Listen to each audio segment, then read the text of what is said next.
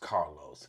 Looks like your days are numbered at Stellantis. Let's have a conversation.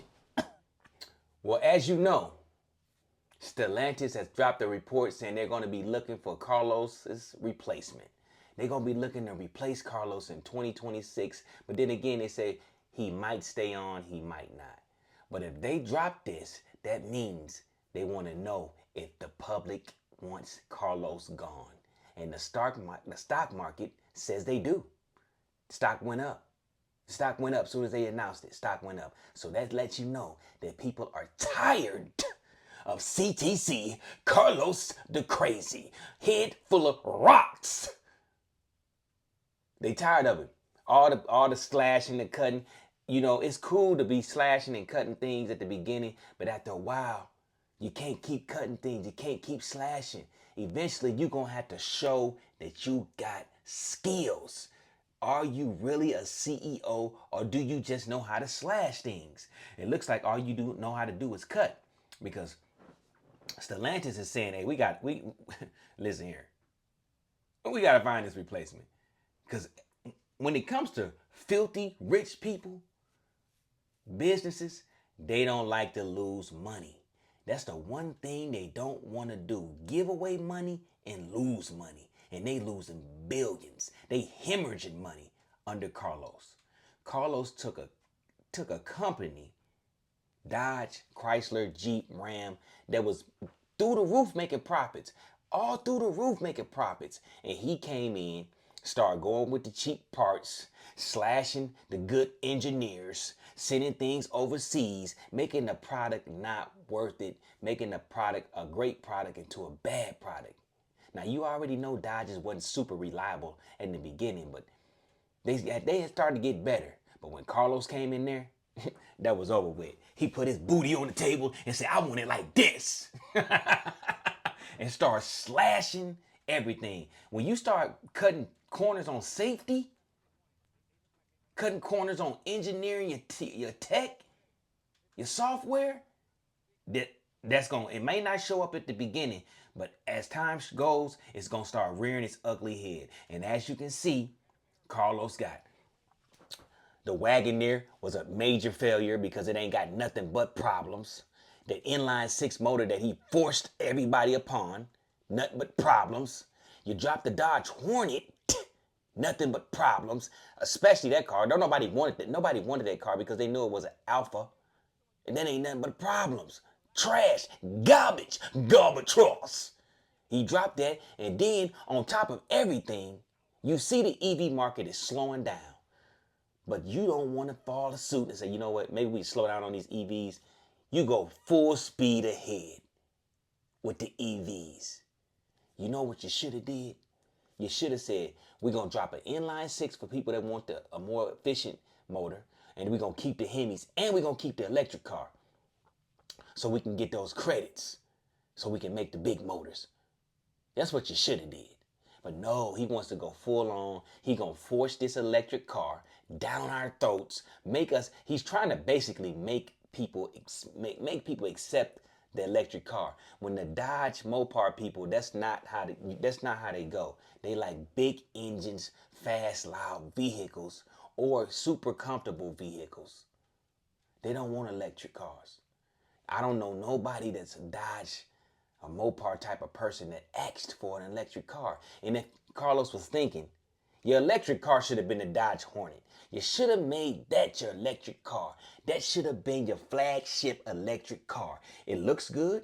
It would have been small, so you didn't have to charge an arm and a leg. Hell, you're already charging an arm and a leg for one right now. I just seen one for $50,000. $50,000 for a Dodge Hornet is diabolical. But you could have made the Dodge Hornet a small electric vehicle. It's not that small, but a small electric vehicle that looks good, and it had good mileage on it, electric charge mileage on it, and you could have sold that thing for like $35,000, $40,000, and people would have bought it like hotcakes. That would have led you to be able to keep producing your big motor cars. And I know you saying, oh, we was losing so much money, we was getting all those fines. You know what you could have did? You could have said, we're going to keep the Hellcats, the Scat Packs, the Hemis, the big motors, but You could have told the fans. You could have blatantly told the fans, we gonna push that the fines, we gonna make y'all pay for those. If you want the Hemis and the Scat Packs, the Hellcat motors and the RTs, you gonna pay an extra $5,000 worth of fines that we gotta pay, but we gonna push that on to y'all because y'all want these motors so bad. And guess what? We gonna make your regular RT, instead of it being 35, we're gonna make it $40,000. It's gonna start, the base price gonna start at $40,000. Your base price of your Scat Pack, $50,000. And your base price of your Hellcat is gonna start out $75,000. And so on and so on. Like adding an extra $5,000-$6,000. And you know what, we would have said, hey, I'm cool with that. As long as you gonna keep on making these big motors, fast cars, oh, I'm cool with that. I pay an extra $5,000. I pay that extra $5,000 plus that $1,700 destination charge and gas guzzling charge, that $2,000. You know, I pay that extra, so I would end up having to pay an extra $8,000 on top of whatever you charging me. I pay that. Because I would have paid it and everybody else would have paid it. But you know, Carlos ain't a thinker like that. I'm not saying Carlos is dumb. He's a financial guy. So he's far from dumb. He's far from a doofus. Even though we know he got rocks. As a matter of fact, he got a whole head full of beetles in his head, typing around, telling him what to do. We know he ain't dumb, but he ain't the smartest. He know how to cut stuff. He know how to find areas where you can slash stuff to save money over here, over there. He know how to do that real good. But when it comes to thinking, making good decisions, thinking 3 steps ahead, that ain't his specialty. You can look at him and tell that ain't his. When he had to think ahead, his brain was like, he couldn't figure out nothing. I just laid down the plan that fast. Maybe they should give me the $39 million a year. I ain't gonna count the man's pockets, but if they want to, I could. You know, get in contact with me, Stellantis. I can get you out of this rut, cause they in a rut.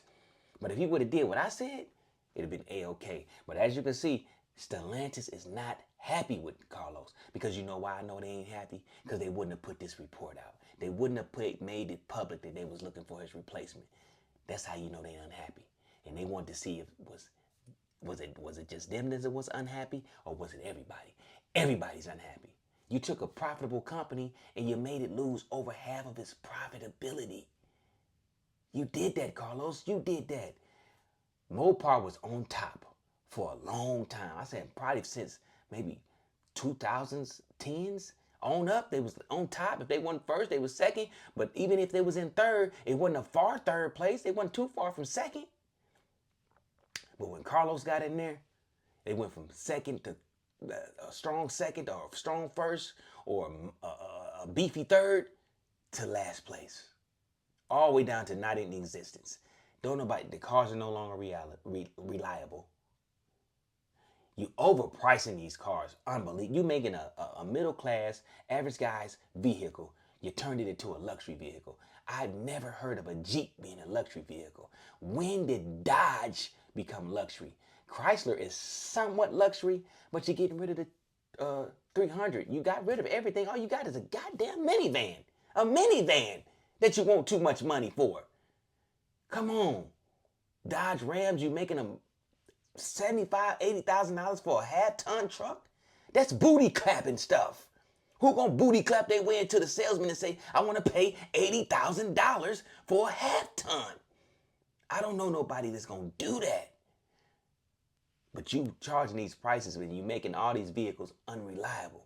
You want to charge luxury prices with no luxury capabilities, reliability. Come on now. So Carlos out of there. If they showed it, he's out of there. His day, I won't be surprised if Carlos is out of there within 2025. It might be his last year. They're gonna find his replacement, and everybody talking about something. Yeah, we should get Tim Kuniskis. They ain't gonna let Tim Kuniskis run no European overseas company.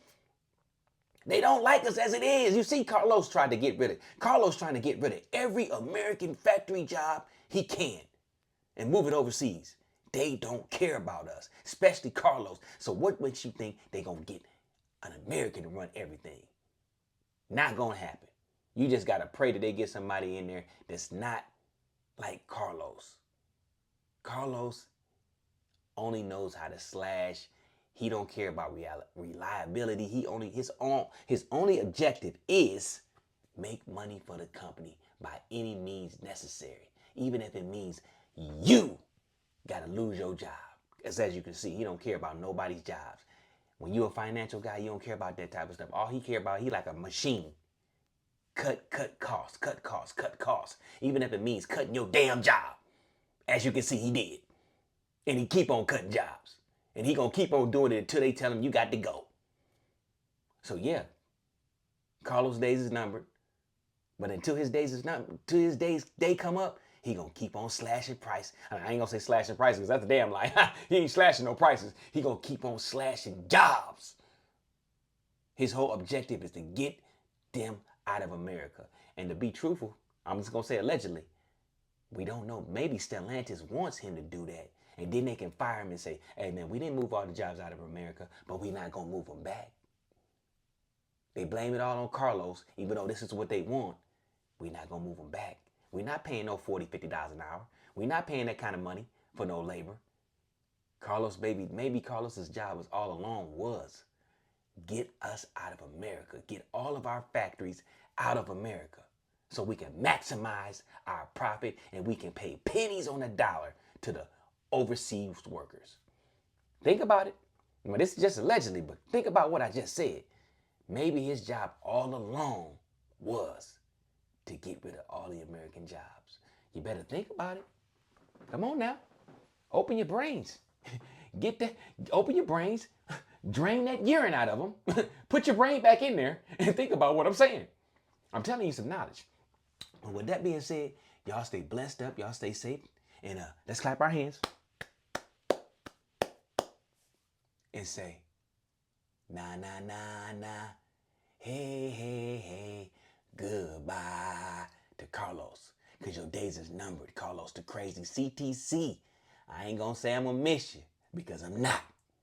Get your ass up out of there. Like you took those workers' jobs. It's time for you to lose your job. $40, $39 million. You going to be all right. You going to be all right. Make sure you like, comment, and subscribe. I'm going to slide on up out of here with my little dusty channel. Be the fam, that's what they call me. I promise that you never be lonely. Be the fam.